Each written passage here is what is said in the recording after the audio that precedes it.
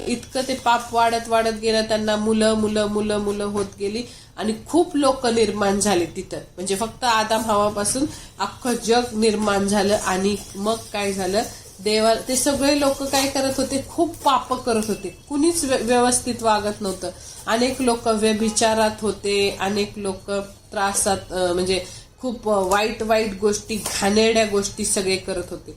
आणि त्यामुळं मग परमेश्वराला असं वाटलं की आता मी उगाचच मनुष्य बनवला. अनुताप झाला, म्हणजे परमेश्वराला वाईट वाटलं की काय हे, म्हणजे मी ज्यांना बनवले त्यांच्या मानव जे आहेत ते बनवलेले, त्यांच्या मनात सतत वाईट आणि वाईट वाईट वाईट गोष्टीच येतात.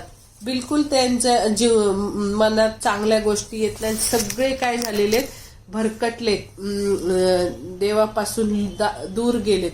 म्हणून परमेश्वराने त्यांचं आयुष्यमान जे काही 900-950 वर्षाचं होतं ते काय केलं, कमी केलं आणि 120 वर्षाचा काळ मानवाला दिला. आणि मग नंतर मग देवाने बघितलं वरून खाली पृथ्वीवर, तर खूप अख्ख्या पृथ्वीवरचे सगळे लोक काय करत आहेत, पूर्णपणे सगळे पाप करत आहेत. आणि म्हणून मग पाप करत असल्यामुळं त्या लोकांना काय, आता देवाला वाईट वाटलं, म्हणून देवाने असा प्लॅन केला की हे मनुष्यांच्या सगळ्यांचा मी नाश करून टाकणार, सगळ्यांना मारून टाकणार. इतका देव चिडला होता. आणि मग इतका चिडला होता तो की देवानी वरून बघितलं आणि त्यावेळेस तिथं असं त्याला दिसलं की एकच फॅमिली, एकच माणूस फक्त नीतिमान आहे आणि तो म्हणजे नोहा.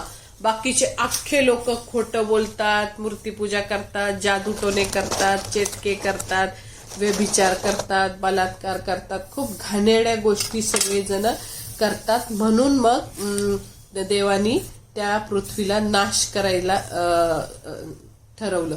आणि मग ते वरून बघितलं तर एकच माणूस नोहा चांगला आहे. म्हणून मग त्यांनी देव त्याच्याशी बोलला, नोहाला म्हटला की नोहा, संपूर्ण पृथ्वीवर मी बघितलं की तुझ्यासारखा नीतिमान माणूस कुणीच नाहीये, अख्ख्या जगात तुझ्यासारखा नीतिमान माणूस कोणी नाही. तर मी काय करणार आहे, तुला आणि तुझ्या कुटुंबाला वाचवणार आहे.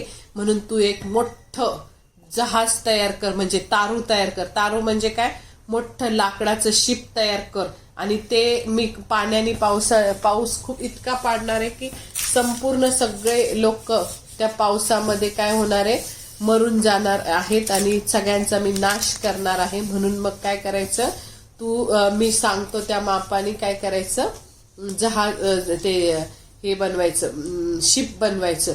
मग त्याच्याप्रमाणे तो बनवतो देव. त्याला सगळं उंची मोजून सांगतो, हे असं पाहिजे, 3 मजल्याचं पाहिजे, पहिला मजला, दुसरा मजला, तिसरा मजला, आतून बाहेरून डांबर लावायचं. नंतर मग काय काय काय काय काय काय कसं करायचं, सगळं मेजरमेंट देव त्याला देतो. आणि मग त्याप्रमाणे तो करत असतो. आणि मग ज्या वेळेस तो करत असतो त्याची मुलं पण त्याच्याबरोबर हातभार लावतात त्याला. म्हणजे त्याची मुलं, एवढं मोठं शिप बनवायचं की 3 मजल्याचं, मग त्याला किती लाकडं, जंगलात जायचं, लाकडं तोडायची, ती लाकडं कापायची, मग त्याच्या फळ्या तयार करायच्या, मग ते शिप बनवायचं. हे खूप मोठं कष्टाचं काम होतं.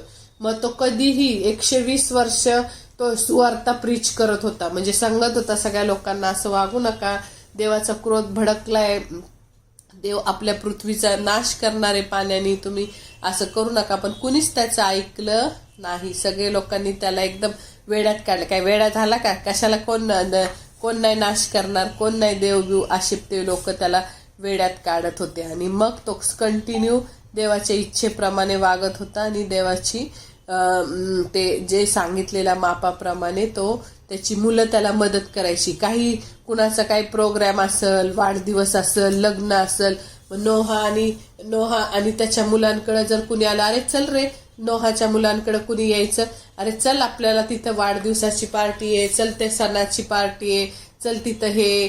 तर ते म्हणायचे नाही, आज मला लाकडं कापायला जायचं. मग दुसऱ्या वेळेस कुणी आले मित्र किंवा नातेवाईक, चल आपल्याला ह्या प्रोग्रामला, मग काय म्हणायचे ते, नाही मला आज लाकडं रंदा मारायचा आहे, नंतर फळ्या कापायच्या आहेत, अजून असे वेगवेगळे कारण ते सांगत असायचे. आणि ते पूर्ण एवढे वर्ष जहाज बनेपर्यंत, ते तारू बनेपर्यंत ते कुठं गेले नाही, काय नाही गेलं. आणि ते कंटिन्यू देवाच्या इच्छेप्रमाणे ते आपल्या वडिलांना मदत करत होते. पण आणि मग एक त्यांनी खूप सुंदर असं ते शिप बनवलं. आणि मग देवाचं काय, देवाने त्याला नोहाला सांगितलं, तू आता मी परत उत्पत्ती करणार नाही. म्हणजे पहिल्या अध्यायात आपण बघितलं, देव बोलला प्रकाश हो, पृथ्वी हो, नंतर मग प्राणी हो, नंतर मग पक्षी हो, सगळे समुद्रातले सगळे जीवजंतू हो. देव म्हटला मी आता इथून पुढे परत उत्पत्ती करणार नाही, म्हणून मी सगळ्या लोकांना मारून टाकणार आहे. पण प्राण्यांची एक एक जोडी, नर मादी, मेल फिमेल असे दोघं काय करायचे, घ्यायचे आणि त्यांना त्या जहाजात म्हणजे तारूमध्ये ठेवायचं आणि मग हे करता येईल. आणि मग त्यांनी काय केलं, तिथं लिहिलंय की देवानीच त्या प्राण्यांना आज्ञा दिली होती. एवढे अद्भुत देवानी चमत्कार केला की देवानी काय केलं, ते प्रत्येक प्राण्याची जोडी म्हणजे अस्वलाची एक जोडी, फॉक्सची एक जोडी, हरणाची एक जोडी, हत्तीची एक जोडी, जेवढे प्राणी म्हणून होते या पृथ्वीवर, जिराफ, अजून कुठलं एलिफंट, हे ते सगळ्या प्राण्यांची एक एक जोडी तिथं त्याच्यामध्ये स्वतःहून गेल्या चालत. त्यांना काय माहित नव्हतं. कासव, नंतर नाही का वेगवेगळे सगळे प्राणी तिथं गेले. आणि मग त्यांनी काय केलं, नंतर देवाने त्याला सांगितलं आता दार लावून घे, आता समय आलाय. त्यांनी सगळं तिथं किराणा माल हे ते 7-8 महिन्याचा, वर्षभराचं सगळं भरून ठेवलं होतं व्यवस्थित.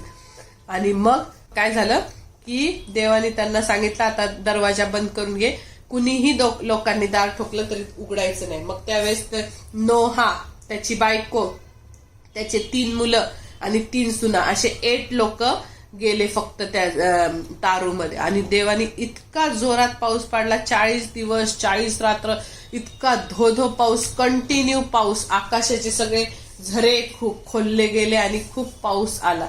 आणि मग अशा प्रकारे इतका पाऊस आला की पूर्ण जेवढे डोंगर होते, पृथ्वीवरचे पर्वत, ते पाण्याने भरून गेले. अख्ख्या पृथ्वीवरील सगळ्या माणसांचा नाश झाला. एक सुद्धा माणूस जिवंत राहिला नाही, एक सुद्धा पक्षी प्राणी जिवंत राहिला नाही. जेवढे ते जहाजात होते तेवढेच जिवंत राहिले, 8 लोक. आणि मग अशा प्रकारे त्यांनी देवाच्या दृष्टीने नोहा नीतीने वागला आणि त्यामुळं देवानी त्याला आणि त्याच्या फॅमिलीला काय केलं, वाचवलं. नंतर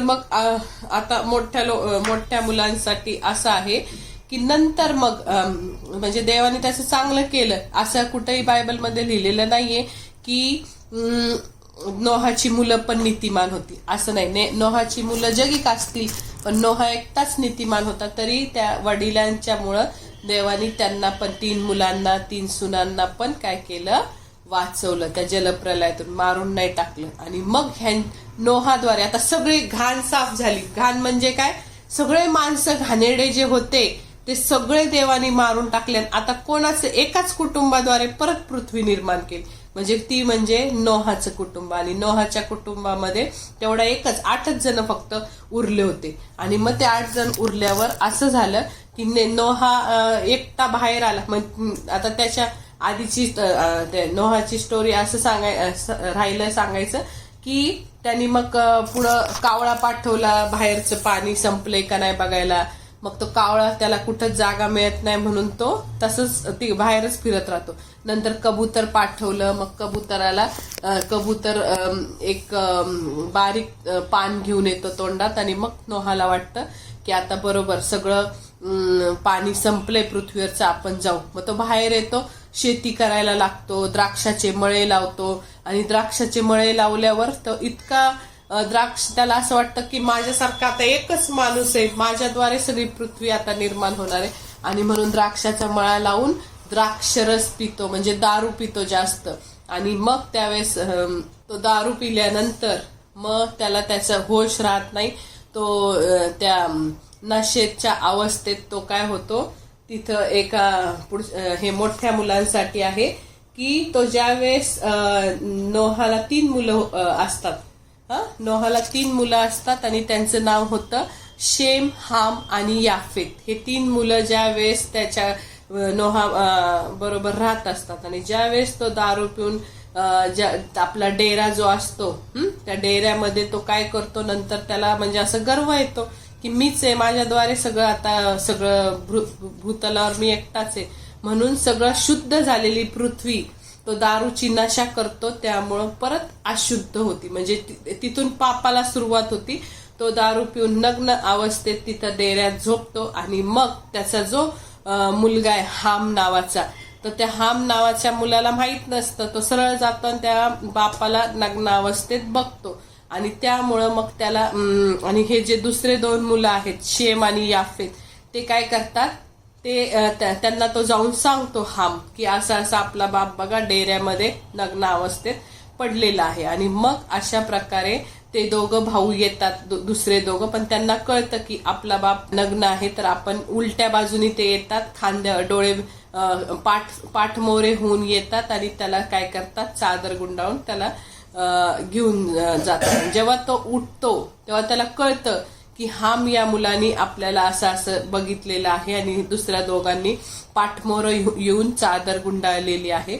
तर मग त्यावेळेस तो खूप चिडतो नोहा आणि त्या हामला इतका शाप देतो की हामला म्हणतो की तू तुझा मुलगा कनानाचा बाप हाम शापित असेल, तू तुझ्या भावांच्या दासांचा दास होशील, असं करल तसं होशील असं सांगितलं. का तर त्या फक्त नजरेमुळं त्या जो हाम जो मुलगा असतो त्यांनी काय केलेलं असतं, सरळ जातो आणि त्याला लांबून पण कळतं ना की बाप नग्न आहे, तर त्यांनी काय केलं पाहिजे होतं, तिथं जाऊन लगेच मागं जायला पाहिजे होतं, मागं फिरायला पाहिजे होतं आणि त्यांनी सांगायचं होतं त्या 2 भावांना. मध्ये 2 भाऊ तर व्यवस्थित आलेच, पाठमोरे होऊन आले, त्यांनी त्याच्याकडे बघितलंच नाही बिलकुल आणि खांद्यावर चादर घेऊन ते आले आणि त्याला त्यांनी गुंडाळलं. मग अशा प्रकारे ज्या वेळेस त्यांनी दारू पिली तेव्हा पाप संपूर्ण जग शुद्ध झालं होतं. आता तो एकटाच होता आणि दारू पिल्यामुळं त्याचं पूर्ण जीवन, पुढचं सगळी पिढी पुन्हा एकदा अशुद्ध झाली.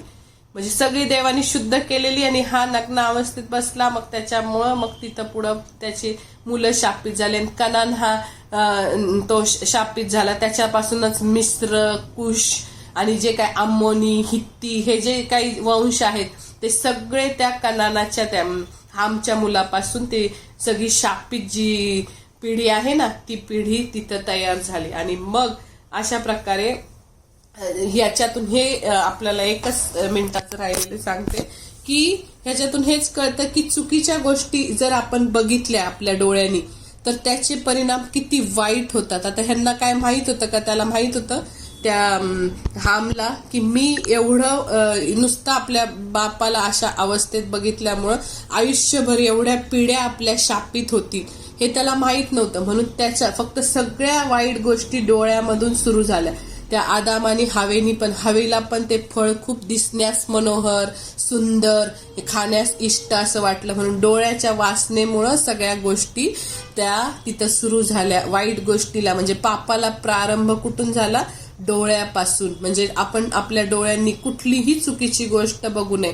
आता ह्या हामचं एवढं मोठं नुकसान झालं ते फक्त वाईट बघण्यामुळं. म्हणजे आपण आत्ताच्याही जीवनात असं आपल्याला वाटतं की खूप मोठं आता काय पिक्चर असतात बघा, आत्ताचे तर सगळे पिक्चर असलेच आहेत की त्या पिक्चरमध्ये असं अनेक घाण घाण सीन येतात, तर आपल्याला वाटतं काय ते कॅज्युअली घेतो, पण तसं नाहीये. चुकीच्या गोष्टी बघितल्या तर त्याचा परिणाम आपल्या जीवनावर होतोच. कधी ना कधी त्या गोष्टी आठवतात, त्याचे अटॅक होतात.